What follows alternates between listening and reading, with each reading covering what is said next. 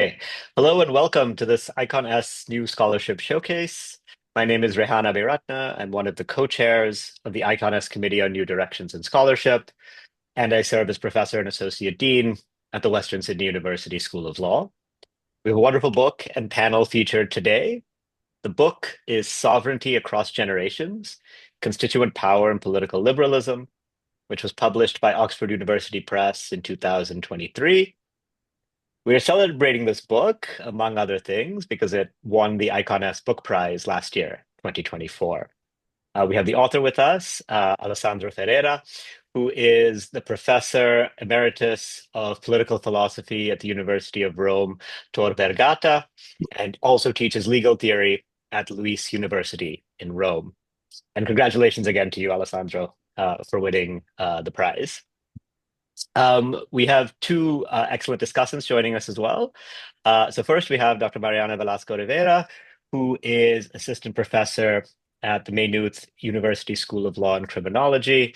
Mariana is a leading comparative constitutional scholar who has published many important works, including on the issue of constituent power, which is a big part of this book. She is joined by Dr. Sergio Verdugo, who's on the faculty of IE Law School in Madrid and currently serves as co-president of Icon S. Sergio is also a leading scholar of comparative constitutional law and has also written important work on these issues, again, including constituent power. So welcome to all three of you. So the format for today's program is as follows. I'll begin by inviting the author to introduce the book, which will be followed then by comments from our two discussants, and finally, a response from the author. So with that said, should we get started? And can I turn to you, Alessandro? And maybe you could just tell us a little bit about the book and the main claims that you advance in it. Thank you. Thank you, Rehan, and thank you for convening this panel. I'm very honored by it, as well as the prize. And I'll start by saying that Sovereignty Across Generations is a book that battles on several fronts. As the subtitle indicates, the book aims to strengthen the paradigm of political liberalism by better enabling Rawls's notion of constituent power to counter the populist views responsible for so much democratic backsliding. Populism in all its varieties typically conflates the people and the electorate, attributes full constituent power to the voters, and fuels a kind of presumptively justified intolerance. So my first claim in the book is that much of populism's appeal actually comes from its reflecting a problematic view of popular sovereignty, which is deep-seated in a venerable democratic tradition. And that is a serial view of popular sovereignty, articulated by none other than Rousseau and Thomas Jefferson. Here, each generation of a people equals the entire people, owns, so to speak, the Constitution, and can modify it without any constraints, as the current owners of a piece of real estate owe nothing to previous owners and subsequent ones. Well, political liberalism instead embeds a sequential view of popular sovereignty. So here, the electorate is a constituted power that acts within the constitutional tracks set by the people, in which the electorate, to be sure, partakes, but with which it is not coextensive. So the transgenerational people is the author of a constitution of which each single generation is a co-author. And as co-authors, voters then can speak their mind, but within the bounds of a political project, shared across generations, so to speak. Now, these two views of popular sovereignty for a long time have been misrepresented as a democratic and a liberal one. And I attack this misrepresentation head on in the book, saying that both views are democratic, but only the sequential one makes full sense. Why?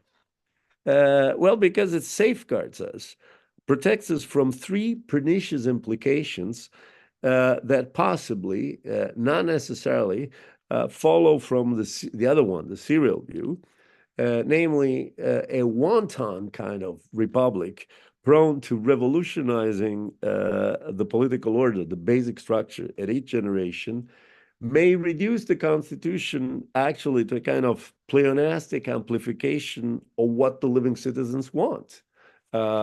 Second, insofar as any constitutional project, transgenerational, for self-government fails to stabilize over time across generations, then the basis for the people's identity to answer the question, what does it mean to be an Italian, an American, an Australian, and so on, fails, that basis sort of may recede, need not, but may most likely recede along ethnocultural lines. And third, the generations of the people may fail to treat each other as equals, with the present generation always being tempted to grant itself the Orwellian status of more equal than others. So instead, the sequential view of democratic sovereignty implicit in political liberalism blocks these consequences. The essentials of a transgenerational people's constitutional project are considered implicitly unamendable, even in the absence of eternity clauses that explicitly entrench them.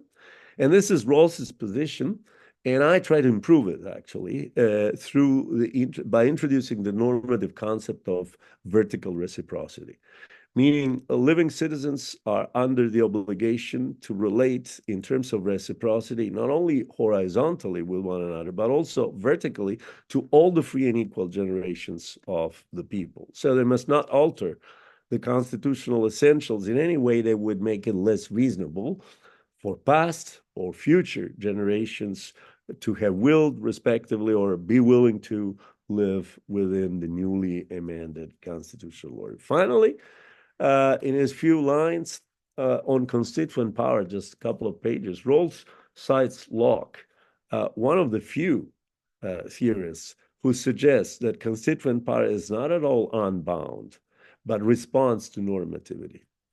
Now, Locke's understanding of that normativity in terms of natural rights, life, liberty, property, uh, uh, is at home in a comprehensive liberalism, but cannot be part of political liberalism,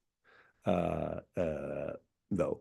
So I try my hand at spelling out what normativity could possibly mean within the framework of political liberalism, the normativity that binds constituent power. And I claim that Rawls's answer points to the dual standard of the reasonable. A constitution should not just simply be reasonable, a term by which Rawls means endorsable by a loyal cooperator respectful of the burdens of judgment, but must also be most reasonable for us, where what makes something merely reasonable than most reasonable is its congruence, and I quote from an article of 1980 by Rawls, its congruence with our deeper understanding of ourselves and our aspirations. Now, the originality of this Rawlsian view of constituent power can be highlighted by contrasting it with the constitutional theories of Kelsen and Schmidt, but I won't get, of course, into this now. So in conclusion, if I had to mention three takeaways from the book, I'd single out the distinction of serial and sequential views of democratic popular sovereignty, the most reasonable for us as the normativity that constituent power is under, and vertical reciprocity as the normativity to which amending power is instead subjected. So that's how I would sum up the main points. Terrific. Thank you, Alessandro. Could I ask you a little bit about what led you to write this book? Because it seems, on the one hand, sort of, and in some parts of the book, to very directly address the problem of populism, which is a very sort of specific and current issue. But there also is obviously a broader project, which is to flesh out what might be a Rawlsian position on some of these issues that you just laid out. So can you talk us through that a little bit? Yes, yes. Well, there are both long-term motives and more specific reasons that brought me to write this book. Starting from the long-term motives, as a philosopher, I'm interested. I've been for a long time interested in how we can overcome the conundrum that Wittgenstein left us with. He showed in philosophical investigations the futility of evoking Archimedean points located beyond one among a plurality of forms of life. But then his postmodern epigones, thinking here of Richard Rorty, Jean-François Lyotard, and others, have done no better than reducing this crucial insight to the stale idea that normativity is what inhabitants of a culture believe it to be. Rawls's notion of the most reasonable for us offers an ingenious way out of this conundrum, like Kant's notion of reflective judgment. What is most reasonable for us neither can be reduced to what we believe to be most reasonable for us, nor descends from principles antecedent and given to us. So over the past 20 years, I've been revisiting political liberalism with the intent to strengthen it at two junctures. I mean, bringing out this aspect. And these two junctures are the need to confront the hyperpluralism of today's society and now the populist challenge.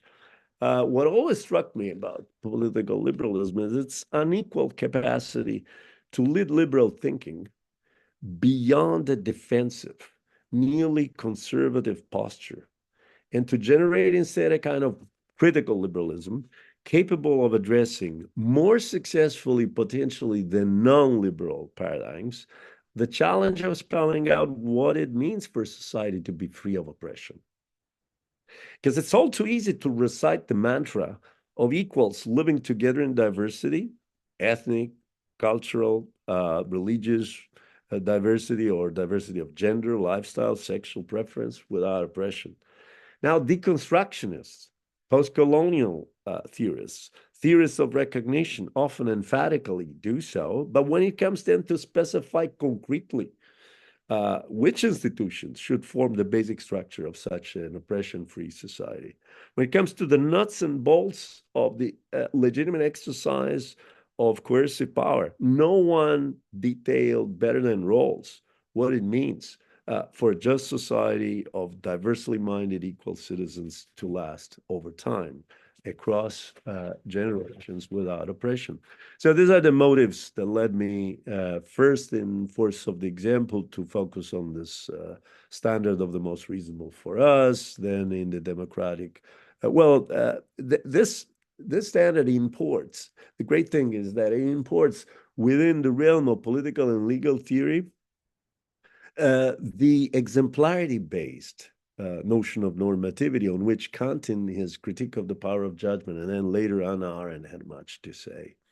Then in Democratic Horizon, I sort of tried to add to the toolkit of political liberalism 4 items helpful for addressing hyperpluralism that are rethinking the democratic ethos, adding conjectural arguments to public reason, conjectural arguments that might bridge hyperpluralist gaps, remedying the failures of this, possible failures of this interpretive arguments through the notion of a multivariate democratic polity, and then de-Westernizing. Today we would say decolonizing the democratic ethos. Then in legitimation through by constitution, Frank Michael and I, who co-authored that book, debated the implications of Rawls's liberal principle of legitimacy for 3 things: the tension between government by the people and government under law, for judicial review, and for supranational governance. And then in Sovereignty Cross Generation, I sort of completed this kind of self-imposed task by working on the points that I mentioned earlier. But the short-term impulse, sorry, I should complete the answer with this. The sense of urgency that led me to write the book came from the shock of the rise of populism. The first election of Trump, 2016, Modi, Brexit, also 2016, Bolsonaro, the five-star and League coalition cabinet in Italy. Uh, all of these things made the main tenets of liberal democracy all of a sudden took on take on the semblance of utopia, a kind of illusion coeval with the glorious 30, the separation of powers as a kind of trick of elites, judicial review as juristocracy, post-truth public arenas in lieu of the public sphere, and colleagues who take these responses as wrong answers to right questions, who see populists as over-the-top Democrats because they accept and embrace elections as though elections, which are held in all countries of the world except three, could any longer constitute democratic credentials for a society. All of these phenomena of the last decade, known and unthinkable when Political Liberalism was written in 1993, led me to this book project, driven by the question, what can political liberalism offer to those who want to brave this tide? So this is the combination of long-term and short-term reasons. Great. No, that's really interesting. Thank you. And if we can move on to talk about the intended audience for this book. It's interesting because you are a political philosopher. I think it's largely a work of political philosophy, and yet we've awarded you this law prize. And so I wonder if you could talk us through that a little bit, because as I was reading the book, the first part very much sounded to me like political philosophy, and then when you get to sort of constitutional amendments and so on, that's when the Yaniv Rosnais and Richard Alberts and so on come into the picture. So is that sort of what you had in mind? Were you sort of focusing on one more than the other? Did you have both in mind? I'd love to hear a little bit about that. Uh, well, yes, both. Actually, both audiences.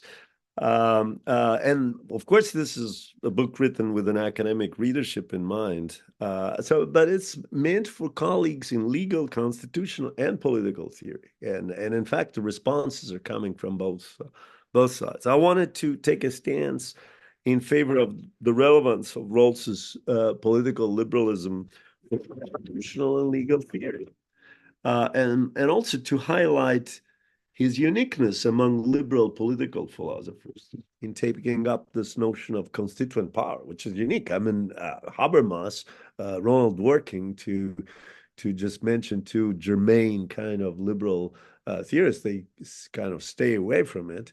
In the point of Rawls is the great thing that he does is that he makes this dubious notion of constituent power safe for democracy, so to speak.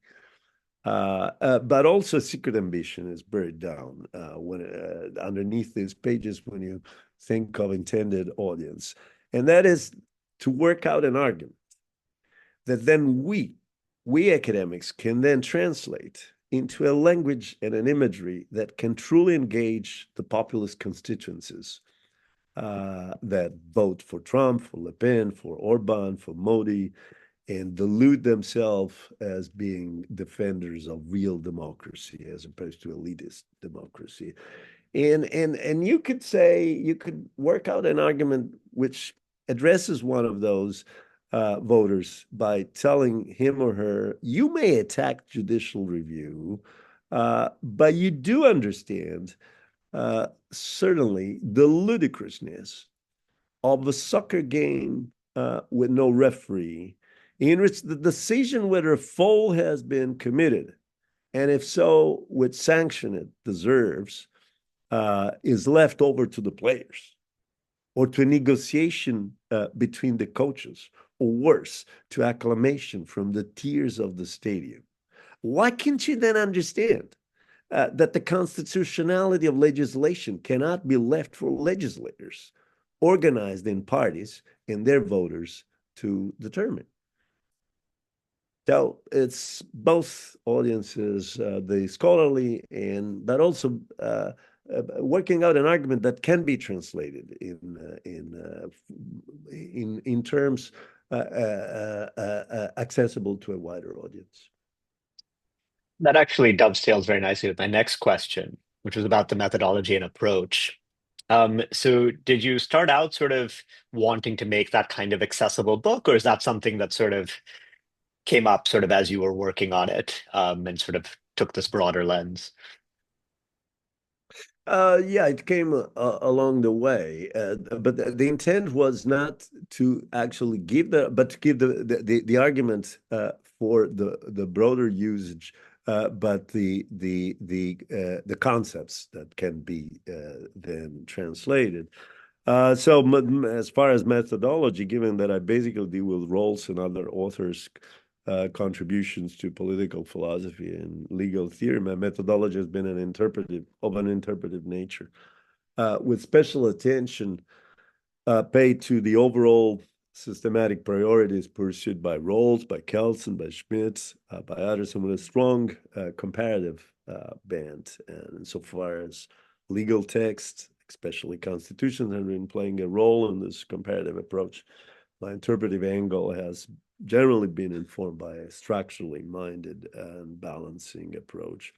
Now, I wanted to mention the fact that with regard to Rawls's political liberalism, specifically, I've tried a kind of interpretive balancing act, not just reconstructing his view on constituent power, but also articulating what he could have consistently said on the nature of the limits of constituent power, and especially on this elusive bearer of constituent power, the people.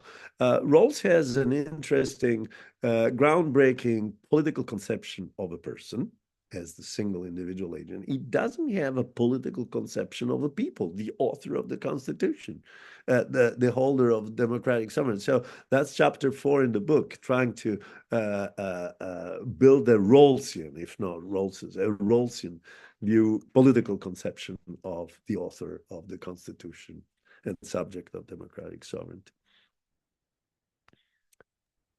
Great. And could you just say a little bit about how it fits in with your existing scholarship? I mean, you mentioned already your book with Frank Michelman, who's certainly the person I think of when I think of Rawls and constitutionalism. But maybe you could say a little more about how it fits with your own past work, broadly in these areas. Yeah, a little bit touch on this on my when I described the long-term motives for this writing this book. About 20 years ago, I came to the conviction that Rawls's paradigm, especially this standard of the most reasonable for us, uh, come closest comes closest of all the existing paradigms of political theory to offering a normative approach that doesn't depend on foundationalist notions antecedent to the context where it operates. So this book, after Force of the Example, then Democratic Horizon and Legitimation by Constitution, co-authored with Frank Michelman, is one in which I spell out the assumptions and implications of the most reasonable in relation specifically to constituent power, for the purpose of showing how Rawls helps us use this slippery and yet, in my opinion, needed notion within democratic theory. And as I said, to how he helps us make constituent power safe for democracy. And in this sense, this book completes my reconstruction of political liberalism and my attempt to improve its ability to respond to challenges like hyperpluralism or populism, which are obviously not on Rawls's radar in the early 90s. Yeah. Great. I want to switch a little bit to now talking about process. So, one of the reasons we do these seminars is just to give early career scholars, PhD students, and so on, maybe some motivation, some tips on kind of how to go about this themselves. So maybe you could tell us a little bit about what was especially rewarding about this project and maybe something that was challenging about this process. Well, the challenge, let me start with the challenge. The challenging part was to try and bridge a very big gap between the Rawlsian paradigm of political liberalism, 1993, and in the original version, and the continental European tradition of constitutional and legal theory, because not a single citation of Kelsen or Schmidt can be found in political liberalism. You run through the index and there's no entry for either of them. And yet Rawls's text so forcefully and creatively addresses their themes and most of all reshapes our perception of their confrontation. When we reconsider them from the angle of a Rawls's normative but non-foundationalist legal philosophy, then these warring titans of the 20th century European constitutional theory look like just two variants of the same thing. Two forms of positivism, one being legal positivism and the other one being a kind of political existential positivism, but positivism all along. And so that was challenging to bridge this gap and navigate the diversity of vocabularies. And the rewarding, well, as far as the rewarding part, I must say that the book, most of the book, chapter from the second to the end. So the whole book, except the first chapter, was written during the pandemic in times of total lockdown here in Europe. There was not much left to do, and writing filled the long afternoons and evenings at that time. Yeah. That makes sense. And yeah, I think I've mostly blacked out those couple of years. Terrific. Final question for you, Alessandro. What are you working on now? Now that you finished this final sort of chapter in this kind of line of scholarship, what's next for you? Well, actually, since the book came out in 2023, I've been lucky enough to be busy with what I'll call a new literary genre for me. So I've been writing replies to my critics for four symposia over the past year, and I still have three more to go, which means all in all, engaging comments by over 30 colleagues. It's like writing a booklet on its own. If I put together all these replies, it's over 120 pages for me. And on the side, I'm writing about constitutional identity and its relation to perceived constitutional authenticity. Authenticity is another key theme in my research. Certain constitutions are perceived as more authentic than others. And I've been looking at how this correlates with changes in constitutional identity. But then with time, I'll move beyond this reconstruction of what political liberalism can contribute to constitutional theory. And I must say I'm undecided still. I have two ideas that tempt me. And I'm still undecided at this point whether to pursue both in parallel or to prioritize one over the other. Now, the first concerns a question that everybody acknowledges as sensible, but on which, nonetheless, I find very little is said. Everybody concedes that our societies are infinitely more complex institutionally than the society of 1748 that Montesquieu had before his eyes when he came up with his three separated powers, the legislative, the executive, the judicial. And yet, while an enormous literature exists on the dividing lines and the changing relations between these three powers, very little has been seriously said from a theoretical point of view about which new power among the many emerging and newly consolidating powers, or actually consolidated powers, which of these deserves to be a fourth power separated from the other three. So my interest is for the normative question here. There are many powers, obviously, operating on the ground, but what features should an institutional form of power possess in order to be duly deserving the title of fourth power, and what lines of separation should characterize its relation relations to the legislative, executive, and judicial powers. Some seminal reflections have been put forward over 20 years ago by Bruce Ackerman in The New Separation of Powers and a long article in Harvard Law Review. French constitutionalist Michel Troppé has written on that. Mark Tashnet has some contribution on that, but there's no, I don't see a theory around on that on this point. So this is one. The second idea is more of a general philosophical question and concerns the relation of reason to judgment. Reason has been a central topic in philosophy forever and since ever, and has long been associated with the search for principles, whether theoretical or practical, and the investigation of their consequences. And the role of judgment in reason has received less attention, although, of course, there are Aristotle with Phronesis and Kant as major, and Hannah Arendt as major authors.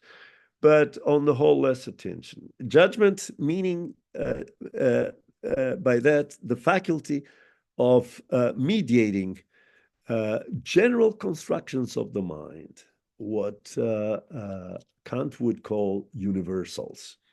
General constructions of the mind, principles, the original position, whatever, the categorical imperative. And on the other hand, the uniqueness of context, the context of their application, what Kant would call the particular.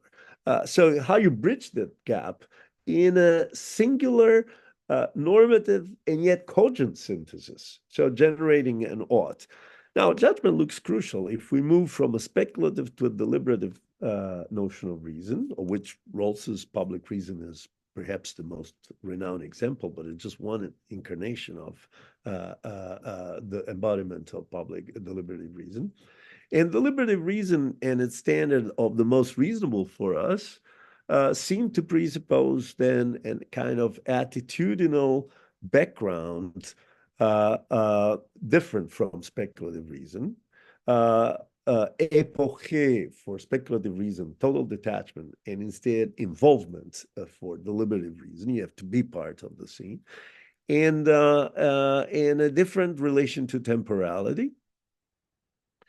And obviously, there is a difference in the standard of the most rational for all, as the principle of the greatest happiness for the greatest number, of the categorical imperative, of the original position. They all have as outcome something that is most rational for every human being, but not deliberative reason, which rather has the standard of the most reasonable for us. So there's a lot of work that needs to be done in terms of reconstructing the specificity of both their speculative and deliberative reason, their relation to judgment and to temporality, and the mostly negative consequences that derive from unduly mixing them up when addressing a specific problem, by addressing it in terms of speculative reason when it should be addressed in deliberative terms and vice versa. So these are the two main ideas, but I don't know if I'll pursue them both at the same time, seeing which one ends up being completed first, or I'll do that in succession. These are the ideas I'm going with. Oh, terrific. Thank you. It was such a rich set of ideas. Let me now turn to our discussants to say some words about the book and its contribution to the literature. And I'll start with Sergio. Whenever you're ready, Sergio. Thank you.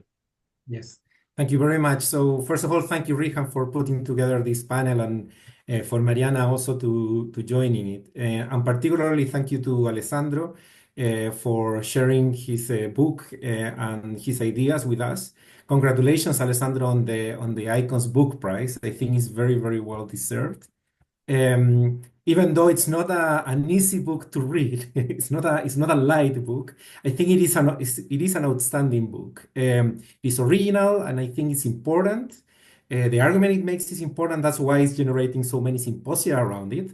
I quickly Googled all the responses that you have received to prepare for this workshop. I just couldn't read them all. And I immediately noticed also that there will be some controversies around some of your claims, of course, and that's one of the reasons that makes the book more important. Uh, Coming from someone that has read more about the continental European approach to constituent power and the Latin American version of it, I think the book has a lot to contribute. In these two fields that I just briefly mentioned, decisionism is basically the main framework for understanding constituent power. And of course, there are local variations, right? But regardless of the variations, decisionism and particularly Schmidt are one of the most important ways. And we know the problems, they have been widely discussed and reported, the problems of decisionism. So defenders of constituent power have tried to offer corrections to this, right? So there are normative claims trying to put procedural limits, trying to use the theory in a more narrow way, like the unconstitutional constitutional amendment doctrine. Others that are trying to put substantive limits, drawing on democracy, even on liberal ideas that can, I think they're kind of compatible with Alessandro's project, but they are coming from a different way.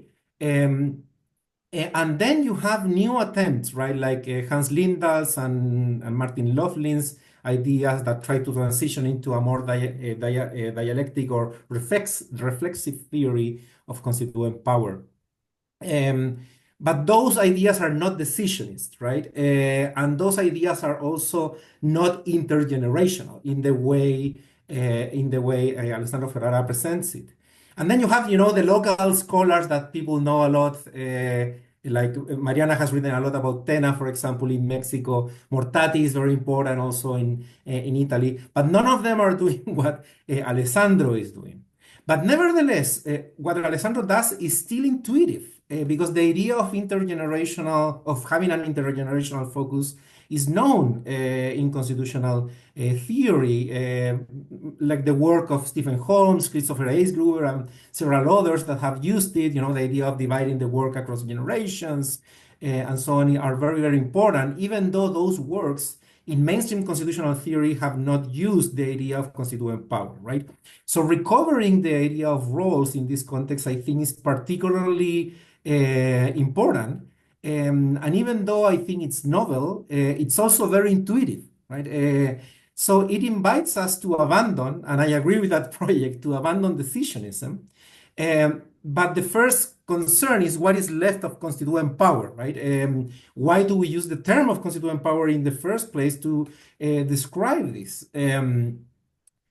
I'm now going to make two more specific comments about the book. The first one about the concept of law and the distinction between constituent and constituted powers. And then the idea of the people and who are representing the people. Both things are very important, not only for Alessandro's book, but also for any, I think, project engaging with the idea of constituent power. So Alessandro builds on John Rawls' idea of political liberalism, of course, to argue that constituent power is not a purely existential or pre-legal force, right? It's guided by normative principles, public reason, fairness, so on. But while acknowledging that constituent power still has a foundational role, Ferrara sees constituent power as always under some type of law, which is constrained by commitments of transgenerational justice, reasonable pluralism, and rejects the idea of constituent power as unbounded, right? But if we reject the idea of constituent power as unbounded, then I wonder whether the distinction between constituent power and constituted power holds. Ferrara seems to accept this distinction, actually improves it, right, by adding this third level, the amending power, right? It is not obvious to me how the distinction can survive without accepting decisionism and the absence of relevant limits to the political decisions entailing the constituent power, the primary constituent power, the foundational one. Ferrara does not believe that constituent power is unbound and absolute, and of course, and I agree, and there should be a law above it. In other words, if the law controls the constituent power anyway, and the idea of vertical and horizontal reciprocity constrains the constituent power, then all the categories are subject to limits But if all the categories are subject to limits, then aren't the distinctions collapsing, right? Because the idea of the distinction was to empower the primary one, right? Why are the amending and the constituted powers supposed to abide by the primary constituent power? They're supposed to abide by it because it is absolute, right? And if it's not absolute, then what it remains? I have challenged the distinction of making these categories. I think they raise the stakes of political negotiations during actual constitution making processes, so they don't work well in practice. It doesn't mean they cannot work well in a more normative ideal theory, of course. But also it simplifies reality in a way that can offer a dilemma of all or nothing, right? That can go against the idea of balancing continuity and rupture. And even though it may work well if you have a transgenerational approach, I'm not sure if it's helpful for actual constitution making processes. But that, of course, maybe one of the ways to respond this is to focus on what's the purpose of the book in itself, right? And then my second point has to do about representation and who the people is, right? So for Ferrara, the people is not a unity, is not a unified entity, is not an organ. So Ferrara incorporates into his theory the idea of reasonable pluralism and generational justice, of course, along with the idea of having a society that is heterogeneous and taking that really seriously, right? This was one of the problems of many theories of constituent power, and Ferrara acknowledges that and tries to build his own theory in a way that circumvents these problems. And I think this is very persuasive, and I completely agree. But there are some caveats I think that needs to be discussed. One of them is the problem of representation and the infrastructure of democracy, right? Particularly when we speak about the media, the political parties, and in case of Ferrara's book, also the role of the judges, right? The first thing to acknowledge is that constitution-making processes and important constitutional reforms take place during crisis, right? So it is possible, and I think likely also, that the functioning structure for representation won't work in desirable ways. Right? And if that is so, there is a challenge for the institutions of representation, not only for elections, but also for the momentum and for the priorities that voters will have exactly at that time. You can constrain the problem by having an intergenerational approach, of course, but you won't be constraining the specific generation that is actually amending or passing a new constitution. It could be argued, though, that this works more in an ideal theory type of way. It is possible. If representing the current voters is today hard, and I think it's hard not only in moments of crisis, because we are living in a complicated way, perhaps representing the voters of yesterday and tomorrow is even harder, right? Specifically, if we rely on the power of judges in order to do that. One of the criticisms I have made in my work is that many normative theories of constitution making fail to offer a non-ideal approach by ignoring the problems that exist in real constitution making attempts. Either the theories become too demanding and impossible to achieve, or they assume a fiction that can create other problems. They can engage in the idea of the myth. And I wonder how Ferrara's argument can engage with this type of criticism. How do you think that your own theory may respond to this possible problem and with the possible problems that creating a fiction or a myth can involve? And if you have any advice or suggestion for scholars that are trying to work in, like me, a suggestion for me, that are trying to work in the intersection between empirically oriented studies on constitution making and normative accounts for constitutional legitimacy, because there seems to be a very, very hard challenge there. The problem, as I said, may increase because of the nature of constitution making itself, right? Electoral institutions that are not working well, opportunistic politicians trying to take over, non-ideal compromises, the threat of violence, and just the fact that the stakes are so high, right? Where it's not about approving a law to improve the healthcare system. It's about approving a law that may tackle all the party system, the electoral institutions, and democracy in itself. Right? So the stakes are very, very high. If we demand too much, then the theory becomes less helpful for constitutional amenders and designers, and perhaps even for judges, right? Um, I was reading also recently another book, even though it's less academic than Alessandro's, Yuval Noah Harari's book about the intersubjective networks of information. And I couldn't stop making the connection between the idea of intersubjective networks that are created over history, that's one of Harari's arguments, creating realities, how that impacts the legitimacy of the constitutional order because of the beliefs that that exist in those intersubjective realities, and possibly the idea of the intergenerational approach that Ferrara is trying to make. Because in the end, it is a historical argument, right? That should be flexible and open to interpretation, of course, and where myths about the finding could be helpful. But myths are not content-independent normative ideas, of course, and this is where I think Rawls's approach becomes very, very important, right? Myths can actually create other issues in the future. Then finally, related to this point about the idea of unconstitutional constitutional amendments, it could be argued that vertical reciprocity and judicial review can still assume an unequal conversation across generations. And here I'm citing Roberto Gargarella's criticism of your book, which is one of the few responses that I actually read. How is judicial review helpful in this context? How is that conversation or dialogue actually considered in a way that is equal and democratic? So thank you so much, Alessandro. Thank you so much, Sergio, for those really excellent and wide-ranging comments. Mariana, over to you, please, for your comments. Thank you.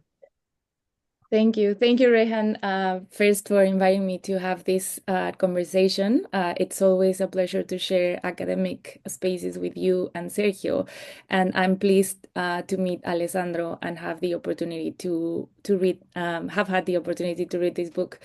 So I want to start by congratulating Alessandro for this very impressive piece of work. Of course, there is no way that I be able to do justice to the rich contribution that Alessandro makes in the book. Its breadth, it's quite impressive as it builds bridges between disciplines that go from political theory to constitutional theory to comparative constitutional law. So yeah, so it was a true pleasure to read the book, and I hope yeah, just to I just want to raise some points that that I kept coming back to while I was reading. So so I'm going to focus on a couple of points that have to do with a central concept of the book, which is the idea of the transgenerational people, in particular in its vertical reciprocity dimension. So based on the concept of transgenerational people, there seems to be an assumption throughout the book that has to do with an idea that there is something inherently valuable or good or virtuous about past generations, in particular, perhaps the founding generation and the constitution they adopted. So much so that present generations are, for better or worse, indebted to them. So hence the idea that of a limited amending power, which is exercised by present generations, that, you know, like the idea of the limited amending power is tied to what you call the vertical reciprocity. That is, present generations should not be allowed to change the constitution without any limits. Based on this, there are two questions that I would like to formulate. One relates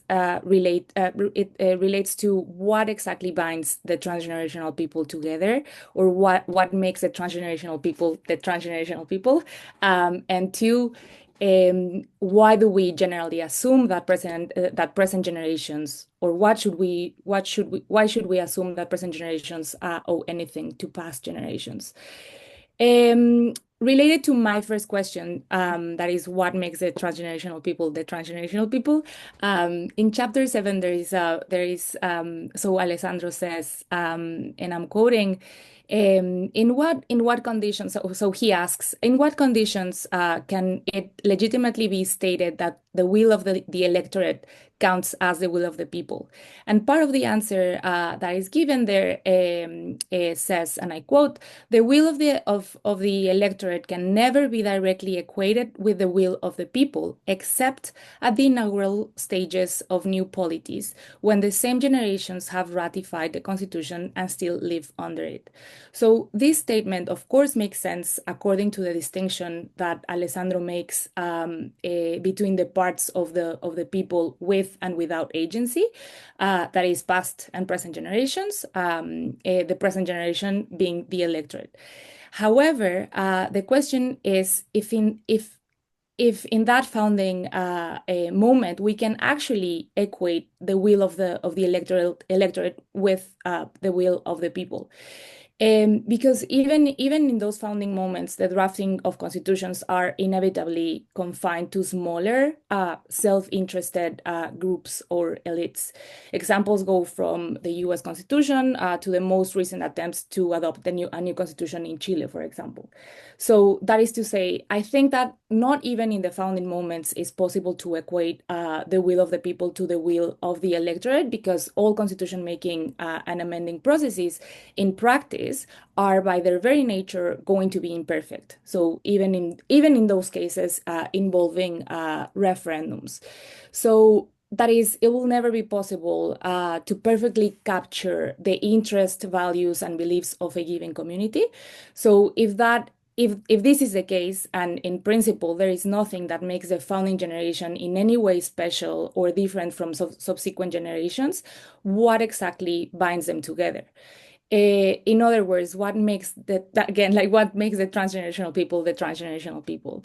So the second question, so that's the first sort of like question that I'm trying to formulate. The second question that I want to formulate is, if there is nothing that makes the founding and past generations special or better or more virtuous than present generations, why do we assume that present generations owe anything to past generations? So, like I said before, there seems to be, again, a running assumptions about the goodness of past generations, right? And the fallibility that is acknowledged about the present generations, that the electorate is self-interested, is not necessarily recognized about past generations. So the question is why? Why is that? And I think this question is important because I think that not recognizing the fallibility of past generations, in addition to the position that the passage of time or temporal continuity is sufficient for the will of the electorate to count as the will of the people, entails the risk of counting abusive constitutional amendments or measures taken in context of democratic backsliding as the will of the people. So in the times that we live, and that are obviously recognized in the book, there are many cases to exemplify abusive constitutionalism. But I want to draw on the case of Mexico. So just because it's recent and I'm familiar with it. So the Mexican case is very interested. It's a very interesting one because even though on paper the Mexican Constitution is rigid, that is, the amendment rule is very similar to that of the U.S. Constitution. In practice, with over 750 amendments, the Mexican Constitution is one of the most amended in the world. So even more interesting is that the vast majority of the amendments have taken place in times of divided government. That is, since the PRI, the hegemonic party that ruled in Mexico for 7 decades, lost the ability to amend the Constitution on its own in 1998. This is the time where the Mexican Constitution has been most amended. So the scope and nature of the amendments that have been adopted since then is vast.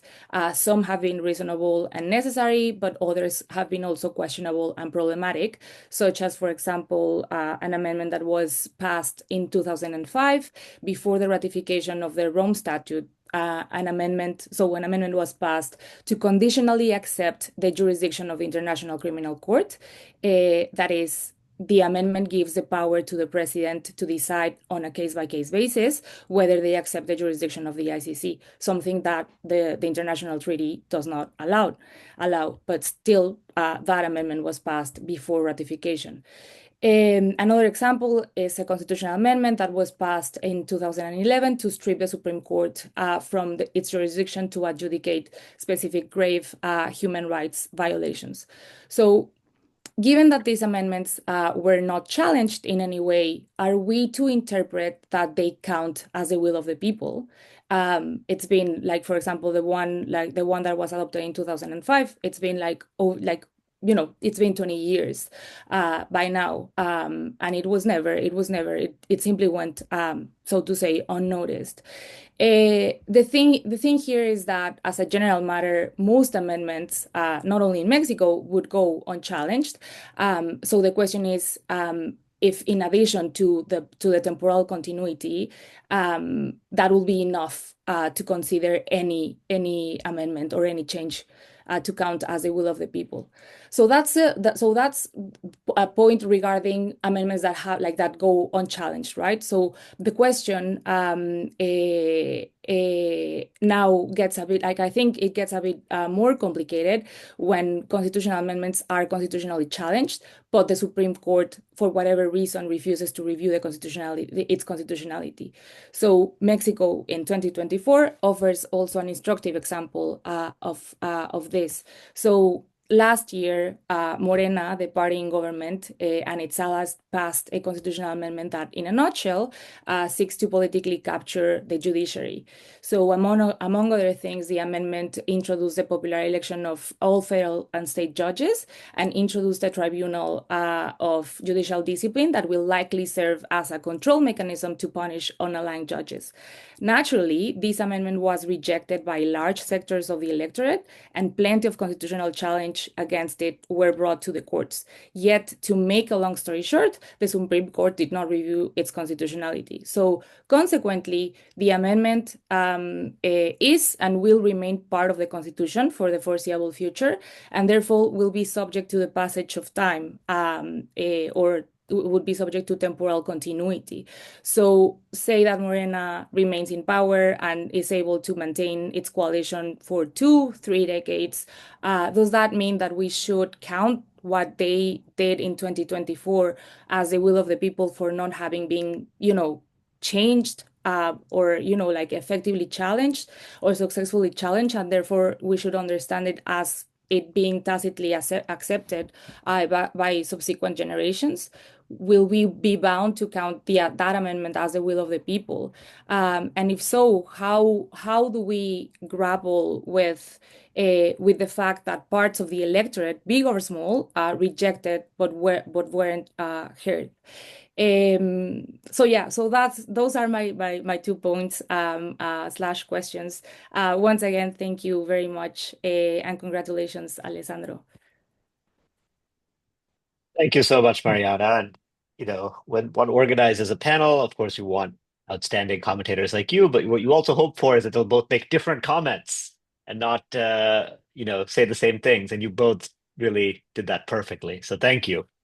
Which is easy for me to say, but it makes Alessandro's job more difficult. So, Alessandro, I'd invite you to respond to any or all of the comments that were raised. Entirely up to you.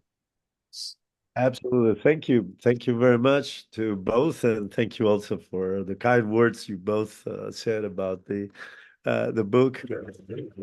Appreciate it always. I mean, and you raise both. In a way the key challenge, that is to refine a theoretical model which is normative, which is ideal theory in Rawls's terminology, and make it really come to terms with the messiness of what you find on the ground, where different actors claim to represent the people, use the language of constituent power to legitimize their claims, and and generate the temptation to throw away then the theory of constituent power in order to avoid those tricky claims. And certainly it is beyond my ability to come up with these fine-grained, the fine-grained contextual, fine-grained considerations responsive to contexts. The Mexican one and the other ones that will require a study of its own. But I can just say, in general, respond to some of the points. And I'll start with the idea of distinguishing constituent power, the two levels of constituent power, in the two levels in the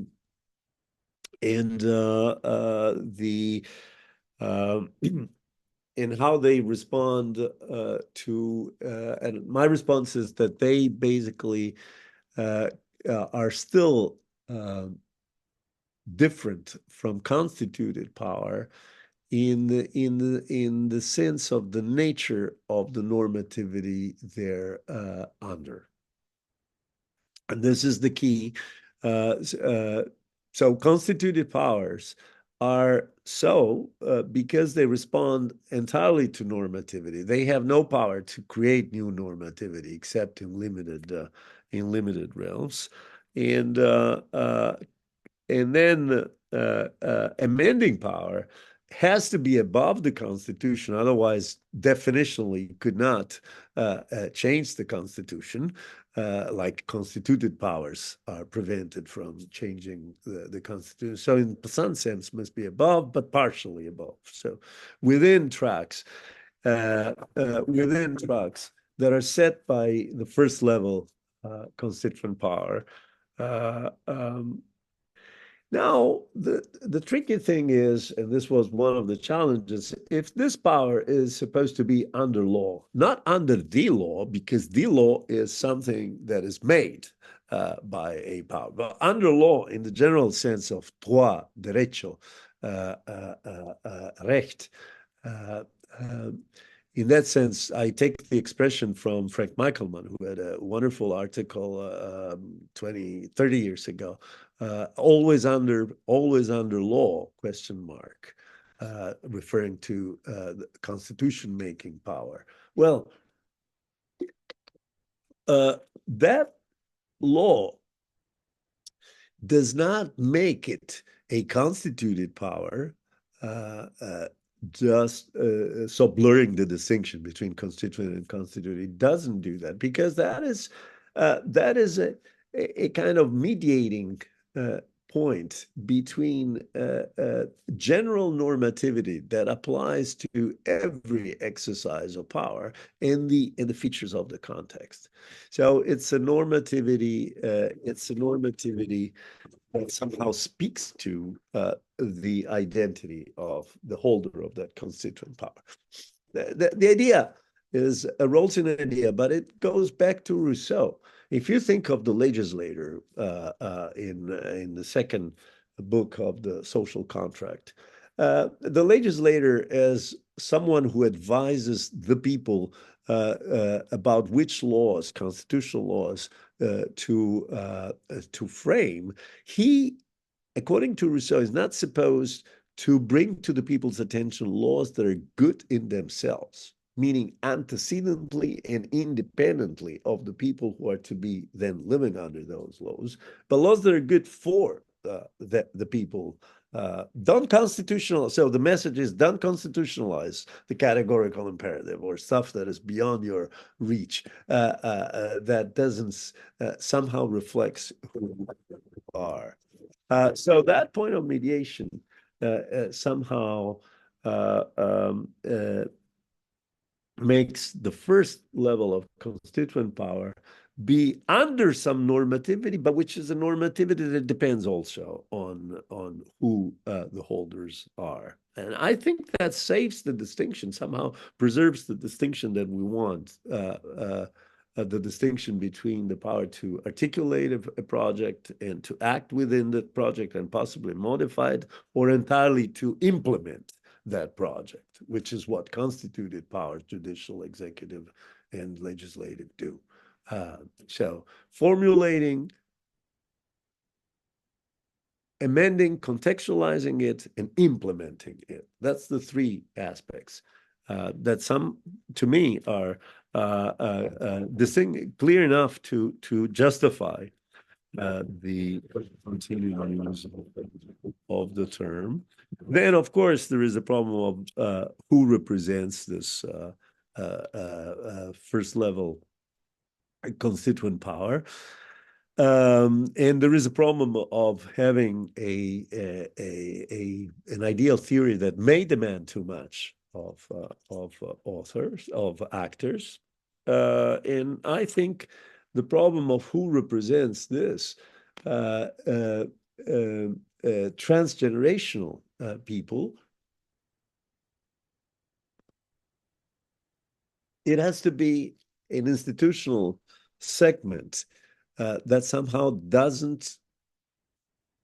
is not identified with the presently living citizens. Otherwise, it's just what the legislature does, which represents the will of the presently living. Now, it need not be a judicial one. That's the thing. In the book, I just have a tiny note where I say, well, it need not be. Historically, it has become a judicial power vested in the Supreme Court or in a constitutional court, but it need not be so. And there are many theoretical efforts today. Samuel Freeman is one, others who may envisage or discuss the possibility of vesting that power of representing the entire plurigenerational people in a non-judicial institution, say a third chamber, a permanent constitutional assembly, an ombudsperson, some other, or the tribunate. Samuel Freeman picks up this idea from Rousseau's Social Contract, who in turn got this idea from the Roman Republic. A tribunate is not necessarily a judicial institution. So who represents could be different. And the ability of the competence to represent, it's another frequent objection, the partiality of these representatives. But as the case of soccer teaches us, there are poor referees and good referees. There are biased referees. There are even corrupt referees. There are incompetent referees. But that still is not an argument for abolishing the function of the referee. It's an argument in favor of getting better referees and studying how to select those rather than abolishing the function. Same thing applies here. There are many shortcomings in the way Supreme Courts operate, and some of them are before our eyes these very days. But still, that's an argument for how to select, how to better select justices who operate in that capacity rather than abolishing the function.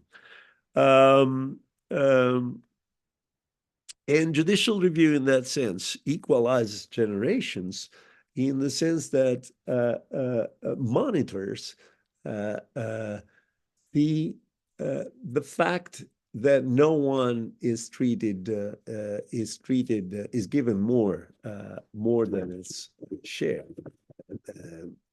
That's how that representation works.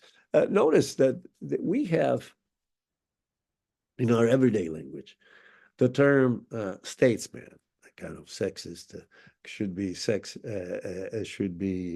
statesperson. But anyway, now a statesman is not just a regular politician. It's somebody who stands above the standard of average politicians, because like you could imagine Winston Churchill at some point, or maybe F.D. Roosevelt and others, they can stand above the demands of the currently living citizens and take care of the larger intergenerational interests of the constituency of the multi-generational people. But they're exceptional, and we have a term for marking out that exception. So it's not demanded of them. It's a kind of supererogative performance that they offer. It marks their exceptionality. Now with Supreme Courts, it's different. A Supreme Court that merely gives voice to the concerns of the present voters fails its mandate. It's not that it's not exceptional, it's just basically average in its operation. It fails its mandate. That's how it works. Now, we come to Mariana's 2 points that are very well taken. Let me take them in turn. Why are contemporaries bound? Isn't there a kind of bias in favor of the original generation, the founding generation? And why are presently living citizens bound by those constitutional essentials? Now, if we take this view of constituent power as not unbound, but subject to normativity under law, so to speak, bound to a contextualized normativity, even the first generation is not entirely free, is not entirely operating from scratch, from a clean slate. They start from somewhere, and they have an interpretive function that they may fail at. Now, the point of making a constitution, here I'm just repeating what Rawls says, is to, among other things, to inscribe in a document the political ideal of a people to govern itself in a certain way. That is to specify a set of commitments that will qualify not the cultural, the ethnical, but the political life, the institutional life of a certain people. In the bindingness, the normativity that this project exerts on the other generation rests on the willingness of the subsequent members of the people to carry on that project. In other words, if you go back to a Kantian terminology, it's not a categorical imperative. It is a hypothetical imperative. If we want to have to be part of a project that allows us to respond to in a political way to the question, who is an Italian citizen, who is an American citizen, who is a French citizen in a political way, then we must be able to refer to a political project to govern itself in a certain way that lasts more than a single generation. Habermas formulated this nicely by saying in 2001 in a famous article in Political Theory, we want to be in the same boat as our ancestors. If we want to be in the same boat as our ancestors, then it follows that we can do something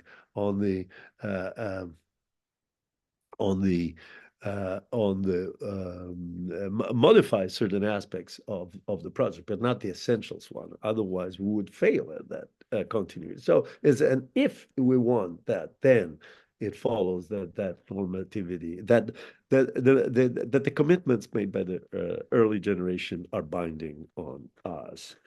So the first generation is equally interpreting a nomos, kind of informally, yet still implicit, unspecified nomos.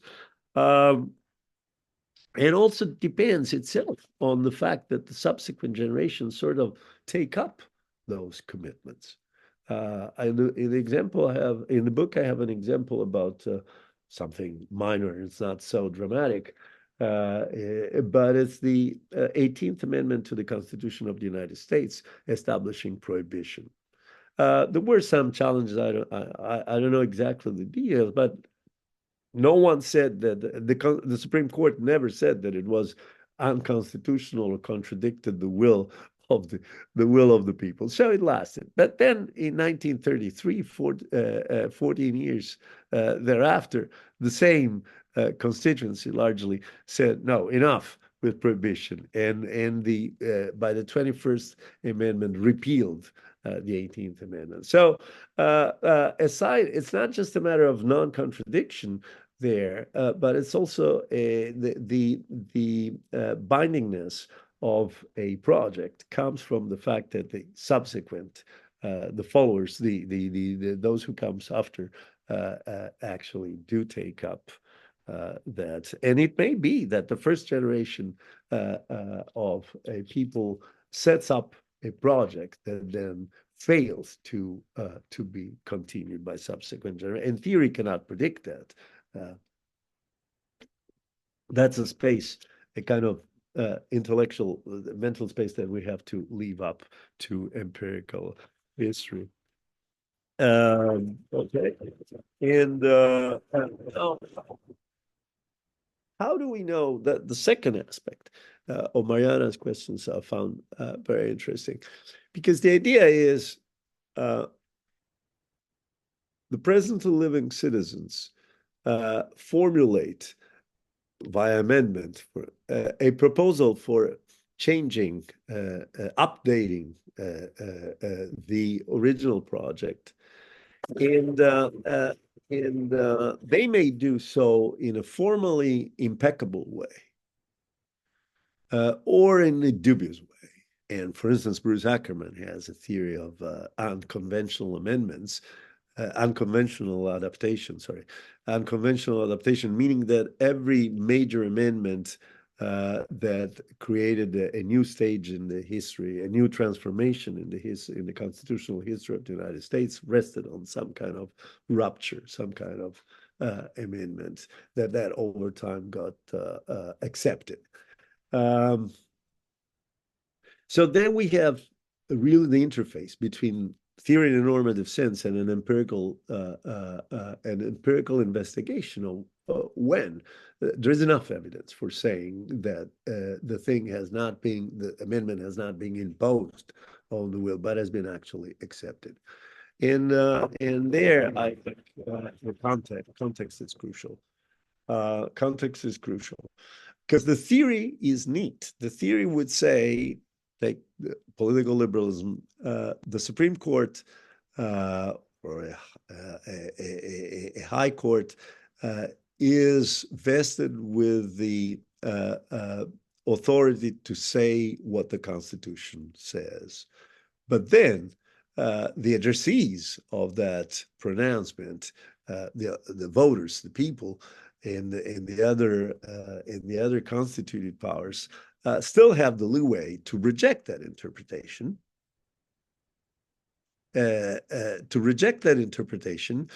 In duly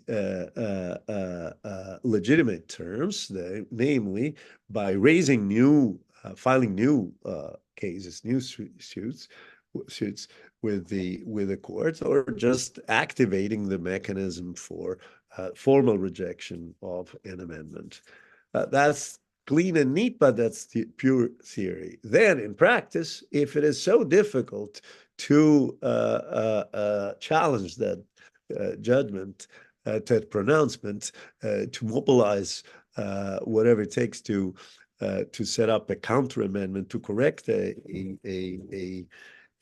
pronouncement by way of amending the Constitution, then silence, acceptance is not a reliable sign of acceptance. That just could be a sign of an imposition. But then we need in fact, I mean, Ackerman's argument with respect to the history of the United States is that after even the New Deal, a major transformation of the New Deal was not sanctioned through a formal amendment, and have been up to the 19th Amendment have not been substantial amendments that have really changed the project. So there is an area for theoretically informed empirical studies of what acceptance could mean.